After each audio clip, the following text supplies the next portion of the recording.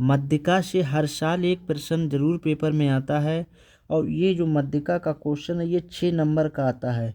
चलिए हम आपको क्वेश्चन ये बताते हैं, बहुत ही अच्छे तरीके से समझाएंगे, क्योंकि एक क्वेश्चन अगर आपने सही से समझ लिया तो जितने भी मध्यिका के क्वेश्चन, जिस तरीके का क्वेश्चन आए मध्यिका का, आप सभी क्वेश्चन बहुत ही आसानी तरीके से लगा देंगे।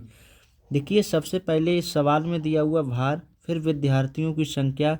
विद्यार्थियों की जो संख्या होती है उसे हम एफ डाल लेते हैं। क्या डाल लेते हैं? एफ। और इसके बाद इसकी हम जो विद्यार्थियों की संख्या, इसे हम बारंबारता भी बोलते हैं, तो इसकी हम संचयी बारंबारता निकालते हैं। आइए समझते हैं संचयी बारंबारता कैसे निकालते हैं।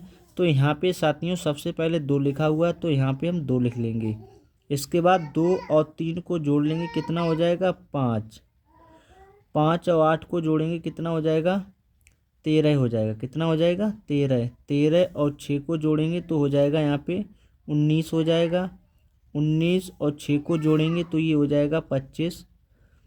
25 और 3 जोड़ेंगे ये हो जाएगा 28। 28 और 2 को जोड़ेंगे, कितना हो गया? 30। ये हमारी साथियों संचयी बारंबारता निकल के आई है। 2, 5, 13, 19, 25, 28, 30। अब हम क्या करेंगे, जो विद्यार्थियों की संख्या दी हुई है बारंबारता, इसका भी योग करेंगे।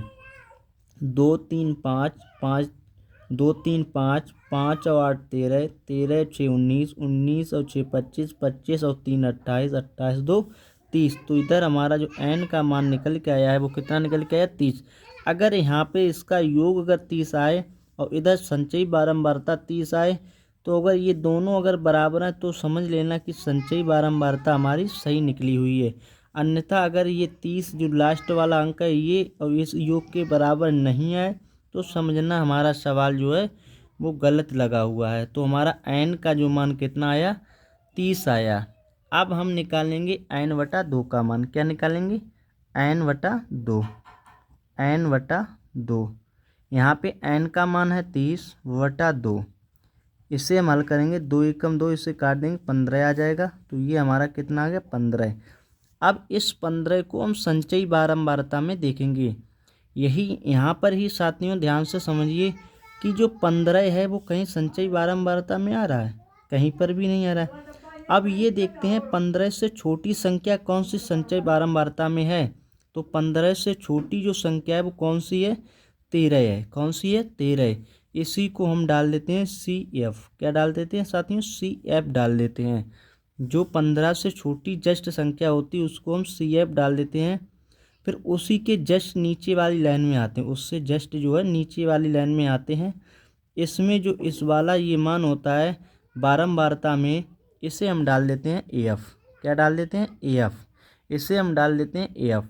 इसके बाद साथियों जो इसी में सीधे आगे बढ़ते जाते हैं तो ये पहला वाला जो प्रथम मान होता है भार में, ये 55 दिया हुआ आता है। इसे हम क्या डाल लेते हैं? इसे हम डाल लेते हैं AL। क्या डाल लेते हैं? इसे हम डाल लेते हैं AL। क्या डाल लेते हैं? इसे हम AL डाल लेते हैं। और इसके बाद इसमें से जो अंतर करते हैं उसको ऐश निकालते हैं। तो जितने भी मान लिख लिए इनको पहले हम लिख लेते हैं।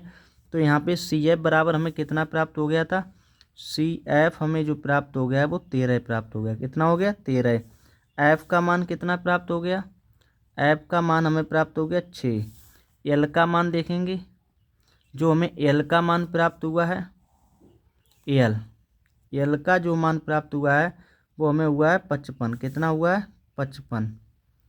और H का मान देखेंगे, किसी में से भी घटा दीजिए वो H का ही मान होता है। मतलब इनके बीच में जो अंतर होता है वो H का मान होता है।